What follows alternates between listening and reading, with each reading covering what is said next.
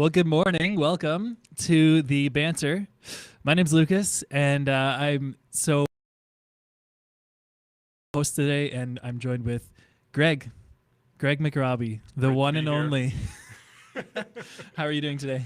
Doing good, doing good. Good. Love that snow coming in. Oh my goodness. Yeah, there was like, how many inches came down? Like Too many, way too too many many. inches came down. And they keep falling on my car. I don't know Yeah, what to do about that. and they plowed, but it came down more, and we both live like 20 almost 20 minutes away, Yeah. and it was like a law. It was tough coming in. Well, I'm thinking, because we're on this series on heaven, right? Yeah. So I'm That's right. thinking in heaven, the snow is going to fall only on the lawn. It's not going to Right. fall on my Yeah. driveway. Not on the sidewalks. It's Yeah. going to be, And no salt. I don't have a chaptered verse for that, but Even, in Lord of the Rings, when the elf just walks on top of all the snow, I wonder if it'd be like that. could be, could be. Very cool. Well, today we're continuing in our discussion about heaven, and we've got some really good questions that we're going to dive into that came in after the Sunday service this week. And if you're joining us live on YouTube or Facebook, it's good that you're here with us, and we can't wait to hear from you. So if you're with us live on Tuesday morning, on Facebook, there's like a chat section. Oh, no, a comment section. And on YouTube, there's a chat section. And so you can like get in there. And if you have any questions that are either lingering from the Sunday content, or if you have questions about what we're talking about today, you can just like put them in there and we will see them right here in front of our faces because of the Boom. power of There it technology. is. Yep. And we'll try our best to address them at some point in the show, probably a little toward the end. But we have some really good questions. We just need another screen that has all the answers pop up. Yeah, that's right. We will be that screen to That's you. right. There you go. I just want to address one thing real quick. It is COVID. The stay-at-home order has been lifted, but Greg and I, we just want to address that we're not wearing masks, and there's not like a big plexiglass screen between us, and that is mostly because Greg is my father-in-law, and my son goes to daycare at Greg's house, and so our bubbles are interacting regardless. You can't get away from me. So we just can't get away. So we just want to make that clear. We've given it some thought and felt comfortable with hanging out in a room together and talking to you guys on a video podcast. There we go. The Banter is all about having conversations with each other and with you guys. I'm trying to kind of dive a little deeper into the content from Sunday mornings, the teaching ministry, and also we want to try to bridge the gap between like just coming to church and then getting involved with like community. So that's why like we want you to interact with us on the live stream. And if you have questions, just text them to 613-519-9400. I've memorized it. Nice. And we're just trying to ask like questions about spiritual things and try to come up with and find and explore answers, reasonable answers found within the Bible to talk through some of these more complicated questions that you guys might have. Because we are, as Greg is like one of the primary communicators here at Brookside, we have some other people who communicate regularly. We all have our own perspectives, but we are talking to like a whole group of people, so we want to be able to see things from different perspectives and address them like that. But before we get into all of that, let's talk about Valentine's Day. Oh, yeah. How's Valentine's Day for you? Oh, it was nice. It was nice. It was a little bit more quiet than usual, but No bustling restaurants. nope. What we did was we made our own restaurant at home. Oh, really? Yeah, it was really nice. When we can, we love the keg. We love to go and do that, and we can't right now. What do you get at the keg? Oh, we got actually the same thing. We're kind of Oh, wow. boring. We each get the same thing, and we get that same thing every time. Yeah. We get the prime rib Okay. with the wedge salad, which is awesome. It's like a quarter of an iceberg lettuce head. Uh-huh. So just cut it into a quarter, stick it on a plate, sprinkle bacon and blue cheese dressing, which I had never thought I would like, but in this, I love it. And tomatoes. And And that's tomatoes. it. Super simple, Wow. super awesome. We made the steak, we made the salad, we made a great dessert. Yeah. We had just a wonderful evening. Took the dog for a walk. Sweet. Got some flowers Yeah. the day before at Remembered Costco. flowers. So that's, yep, it's good stuff. Valentine's Day, these little kids at home is like mostly chocolate. So they're your grandchildren, but it's Grayson and Maxwell, and they're 4.5 and 1.5. And yeah, it's all about giving them treats and sweet tarts. And it's so funny because Grayson has a sweet tooth, but he really doesn't like bold flavors. Like he doesn't like sweet tarts. He doesn't like any sort of spice. He really only likes ketchup. He would never touch mustard. But then Maxwell, the other day he was eating curry rice and he loved it. Like he's like just going for it. So he loved the sweet tarts. And Taryn and I, we ordered Indian food from a great place in in Carlton Place, which is like close to us. The night before Valentine's Day, and we ate it late. Normally we eat at like 4:00. I know. Which is crazy. It's crazy. But I'd be ready for like second supper. Yeah, by the time 6:30. yeah. So a lot of people eat a lot later than us, but we ate at like 7. So I was really hungry. Makes it taste that much better. Yeah. So that was fun. And yes, that's really fun. I love Valentine's Day. I'm not the kind of guy who goes like, oh, don't forget this year. Like I love it. So I look forward to it. Yeah. Sweet.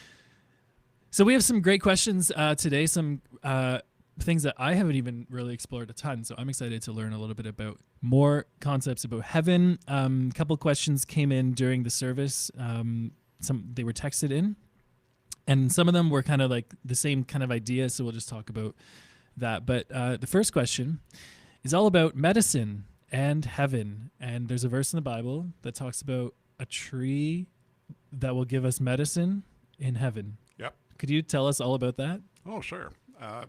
Mentioned it on Sunday, Revelation 22, beginning of the chapter, where we find this beautiful description of heaven. Heaven, the new heavens coming down, heaven and earth being reunited, being reconnected.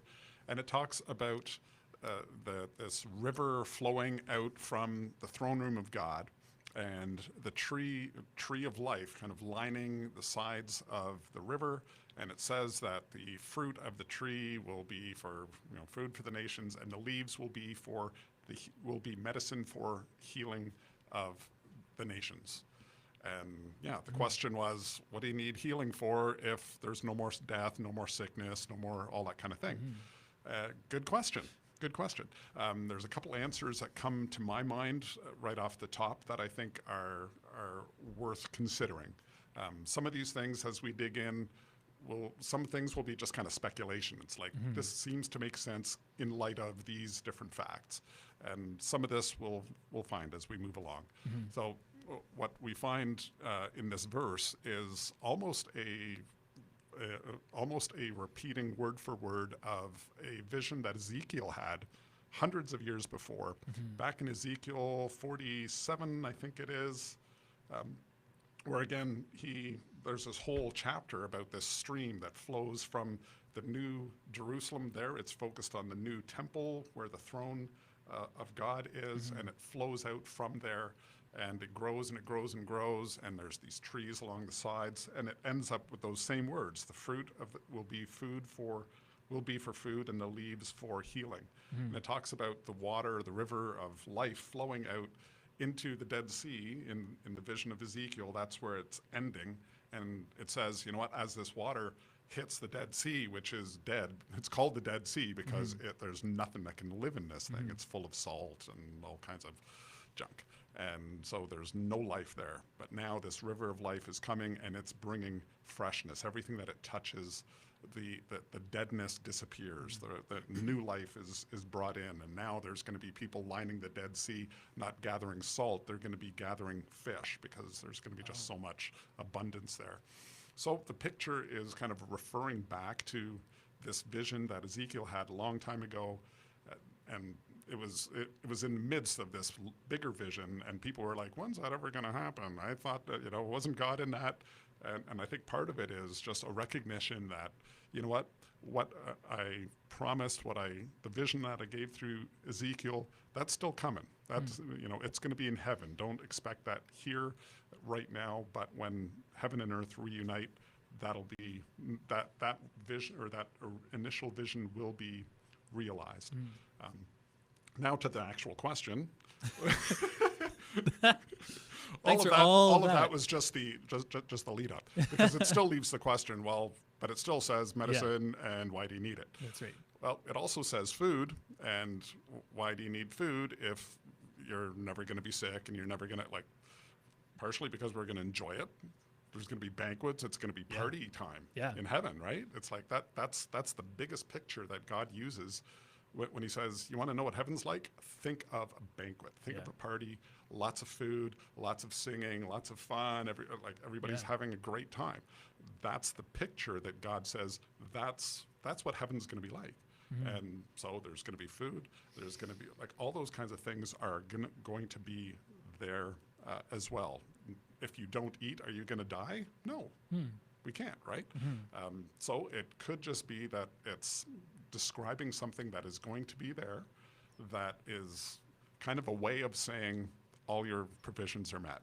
Everything you're going to want is going to be there.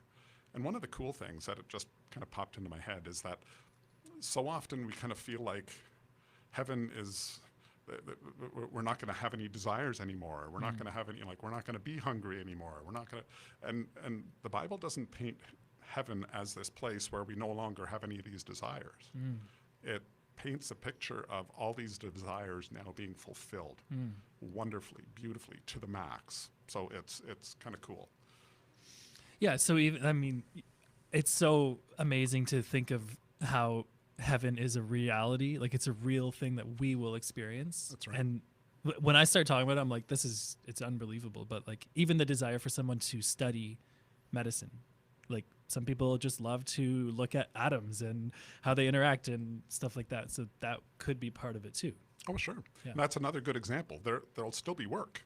When we get to heaven, we will have work to do, but it'll be work without the frustration, without the lousy boss, or without whatever the challenges are that we face. That the weird deadlines. It's I have all of eternity. Okay, I will get this done. That's right. It doesn't matter if there's a snowstorm. That's right. Yeah, totally. Wow. So it's that, and that's another example. Same thing with medicine. Same thing with food. Our work. Think of work without all the problems, without all the challenges, without all the weariness, without everything. To be able to do something meaningful and fulfilling and excel at it and everything else. That fills me with joy. It fills me with a sense of purpose and accomplishment, things that we'll have there to the max. Incredible. Yeah. The other question that came in was all about relationships, and there was a few different questions. So we'll try to encompass relationships, and I think that we're just fascinated because our human experience is so full of relationships. From the you cannot have existence really without relationship. Even that's a blanket statement across existence. We are relational people, but on earth we have titles and designated relationships with people, whether you're a spouse or a parent or a grandpa, or all of these different relationship statuses between people. And one of the comments was also about children and even children who are stillborn or miscarried. Will they know each other? All of this kind of relationship stuff. And so could you talk a little bit about how are we supposed to make sense of relationships in heaven? Sure. One of the things that is very evident as you look through the scriptures is that heaven is very much kind of a continuation. It's a perfection. It's an intensification of all that's good, a removal of all that's bad from our lives and from our relationships. When we get to heaven, I'm still going to be dad to my kids. You'll be my father-in-law. Still be father-in-law, yeah. Stuck for a long time. But just like I think of my kids, and for your kids, good example. Like right now, Max and Grayson they're in your home. They are totally dependent on you and Taryn. Yep. They there, there's one kind of dynamic to your relationship. My kids, your wife, and yours, they're still my daughters, but the relationship changed. Mm-hmm. They're no longer in my home. The I no longer say it's time for you to go to bed. You know, the relationship has Yeah. changed, but the the the relationship has actually grown. It's stronger. It's more meaningful, and uh, heaven will just continue that process. We will still know each other. We will still have relationships with each other. We'll still love one another, but it will be an intensification of it, and it will be kind of a maturing of each of those relationships, which is really cool. I'm really looking forward to that side of it, Yeah. where we will actually like no strain, no tensions, no all the negativity Yeah. of that could be in a relationship will be gone. I think we kind of get like, even yet, I say really practically, like yesterday I was tobogganing with Grayson, and Grayson and I, like, he's a child. And so there's like, as I'm trying to direct the early years of his life, sometimes there's challenges, and, you know, where he wants to do something and I know it's not good for him. So I try to direct him and it doesn't go that well. But then there's these moments where he's tobogganing and all of the negative part of our relationship is just like gone. And I see him, like, as a 4.5-year-old, grabbing his sled and like walking up with a huge smile on his face. And I'm just like filled with like joy and admiration for him and pride and all this positivity, and just literally in them, I'm just thinking back to the moment. None of the arguments, none of the not listening, nothing of that nature came to mind at all.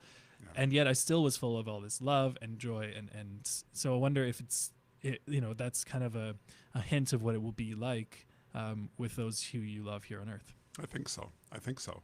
Well, one of the questions that was asked on this vein was this idea of, if we're going to be just like so amazed at who God is, and we're just going to be so fixated or so much in love with God, are we going to love others less? Right. Are we going to, will our relationships Like, somehow yeah, diminish? okay, but God's right there, so Yeah. I'm going to focus on him. Exactly. And when I was thinking about that, one of the things that crossed my mind is the more we would mature, the more we become like Jesus. How will that affect our lives? If you were more like Jesus, will that increase or decrease your love for other people? Ooh, that's it. Yeah, wow. Like, Yeah, I mean, if you're literally like, if you're doing good and you're showing qualities that are heavenly, I'll probably love you more. yeah, Yeah. exactly. You'll put up with all my weirdness. So, and That's that's, and I was thinking, like, when Grayson was born, you loved him. Like, could you imagine loving somebody more than you loved Grayson? I mean, those of you who have children, it's the craziest thing that happens in your heart, because you're like, yeah, you never knew that space even existed. Yeah. When it happens, it's like, wow, like that. I didn't know I could love like that. Yeah. Yeah. And then when Max came along, your response, I doubt, was, sorry, Max, all my Yeah. love is for Grayson. Yeah. You know, sucks to Yeah. be Or you. sorry, Grayson, I'm moving on. Yeah, yeah. It No. just grows. Yeah. Yeah. Isn't that interesting? It is really weird. Yeah. It's like now you've got two that you couldn't love more, Yeah. right? Yeah. It's not that your love diminishes. It's not that you've got a certain pile of love that, Yeah. oh, sorry, I'm going to give God 80% and you're going to get 20 or something like that, right? Yeah. It grows. So we can love God with all our heart, all our soul, all our mind, all our strength. And in heaven we will. Yeah. It's going to be, and every day we're going to love him more. But that doesn't mean Yeah. I'm going to love anybody else less. I'm And actually sometimes going to love them more. like, personally, it's kind of scary to think like I am capable of more love. Like, it's kind of a weird thought. Yeah. In the interest of time, I want to see if there's any people here having some questions. So we see Lana here. Let's see. Mention the idea of keeping your eye on heaven with everything that you do. Here's the question. Does that make our efforts to help others self-focused? Wrong direction. Last week you mentioned the idea of keeping your eye on heaven with everything that you do. So I'm wondering if that makes our efforts to help others to be very, very self-focused. Doesn't that change our drive to the wrong direction? So yeah, we did talk about this last week a little bit. That's right. And yeah, we could kind of reiterate that a little bit more. Sure. For me, one of the things that it kind of highlights is the motivation why we do what we do. We can do something for ourselves. Mm-hmm. We can do something for others. We can do something for God. Mm-hmm. I don't know if there's any other choices for that, either for ourselves or for somebody else or for God. If we're doing something for God, that is not self-focused. You can do things to help other people and it all be kind of, you dig underneath the layers and it's like, there's me. It's all about me, right. And I'm doing this to get something from somebody or have them feel a certain way towards me. But doing it for God is actually an expression of faith. It's an expression of obedience, and it's an expression of hope. It's like, I'm doing this now, not because I'm trying to get some benefit out of here, but because I want to please my Father. Mm-hmm. And you could say, well, that kind of sounds selfish still, because you're trying to get something from God. And it's like, well, God tells me to. Mm-hmm. Like he says, I want to bless you. I want to give you a reward. And like, I think of my own kids. I'm sure, you know, you think about your kids. You want to see them do well, and you want to be able to reward them. Mm-hmm. And having them be motivated by that is not necessarily a selfish thing. Mm-hmm. If their goal is to please us. Yeah, like I have this weird fantasy where I set my son up with all the tools he needs to run a business. So I have this funny idea in my head that I'll buy Grayson a John Deere tractor, lawnmower, and then I'll like help him set up this business to like to go cut on it or money, and so he'll be doing that, and he'll be doing like the work that I kind of have ready for him to do, but his motivation. So in one level, he'll be like cutting people's lawn. Now this is hypothetical, and I'm just thinking about it right now. But he'll be cutting people's lawn, and so in one way, you know, it's to make money and stuff. But he's really obeying me, so he's helping somebody out, and it's coming from that motivation, but it's also because his father asked him to do this. And so it's like, it all kind of works together. And maybe that example, you can't push it don't push that example too hard. Well, the good thing about that example is it shows how easily our motives can be shaded. We can do the right thing for the wrong reason, or right. for the so that's always a temptation. That's always a potential this side of heaven. Yeah. But the opportunity is there. And I think we don't want to pull back from the opportunity because of the potential, the potential for going over the rails. We still want to do it. We still want to pursue God's grace, and we want to pursue His blessing. And when He says, you know, if God said, "Don't try to get my reward," it's like, okay. But if He says, "Here it is, come and get it," here we go. And every time we talk about this, I seriously just think like, so the best way to, I honestly feel this, the best way to like, to be accountable for your motivations is bouncing it off of each other in the context of community. Totally. Like, so important. I can go through my life and I can have really evil motivations, and maybe no one will even know it. But if I'm having like a personal relationship with other people who are walking life with me, asking me questions, holding me accountable, like it's more and more difficult to hide improper motivations. Totally. Right? Yeah. And that's actually one of the reasons we often shy away from being in community, because it's in community that we find out what our motivations really are. Yeah. And we like to think really highly of ourselves usually. Yeah. in some way. There's a statement that always comes to mind on this, and it's, you know if you have a servant's heart when you're treated like a servant. Like when somebody doesn't appreciate, when somebody doesn't respond, when somebody doesn't, is our response, I'm just God's servant, I'm not expecting anything, or is it, wow, I'm ticked off, right? I thought you were due, or you're not appreciating it, all those kinds of things. So we sometimes avoid those things. We avoid community because it may reveal something about us that we may not want to know, but it's one of the most helpful things for us. Yeah, because again, once your motivations are kind of working together, it's actually more of a blessing to serve and to use your gifting and to do all of that. So on that note, I love segues. This is really fun. At Brookside, we just believe in this whole idea of community so much, and we have some great opportunities coming up to learn more about doing life in community here at Brookside. So if you head to mybrookside.church/life groups, there's some great information coming up about how to get connected in our life group ministry here. And last week I hinted at it. This week it's a bit of a stronger hint. We are currently developing a way to really explore life groups here at Brookside in a way that will encourage you to take your next step toward joining a life group. And because sometimes it's like, what is a life group? Well, we're going to try to answer that in, I think it's a 3 or 4 week session that we're coming up with that's really kind of non-committal, but it will give you a really clear picture of what is a life group at Brookside kind of all about. So that is coming up in the next few weeks, and we're very, very excited about that. So mybrookside.church/life groups is where you head for that. For this banter, please subscribe wherever you're watching this, wherever you're listening to this. Subscribe and hit the bell notification, all that stuff, because we want you to get these updates every single week. It's so much fun. And I think that's it for today's episode. Thanks, Greg. Thank you. That was a really fun time. It's been fun. And we will see you all in the next episode.